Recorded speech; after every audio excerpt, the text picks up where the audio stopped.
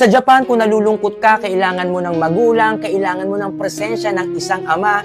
Alam mo ba, may tinatawag silang rent-a-dad? Pwede kang magrenta ng isang lalaki para gumanap bilang ama at wala itong mali siya. Ginagawa ito ng Japan para magbigay suporta at presensya katulad ng picture na to. Nagrenta siya ng isang lalaki para gumanap bilang ama para sa kanyang graduation. May mga rent-a-dad na inuupahan para magbigay ng yakap pag ikaw ay may pinagdadaanan, sumama sa graduation para magbigay suporta at presensya, dumalo sa mga event, o simpleng makinig ka lang sa kanya. Ginagawa nila ito dahil maraming tao ang nakakaramdam ng lungkot. May mga nawala na magulang, hindi okay sa kanilang pamilya, at yung iba gusto lang ng encouragement na walang panghusga. Meron din tinatawag sa Japan na rent a friend, rent a sibling, rent a coworker, o mas maganda, rent a family para kumpleto ka na. Kakaiba man pakinggan pero ang katotohanan, kailangan talaga natin ng makakasama, may makikinig, may magmamalasakit, kahit panandalian lang.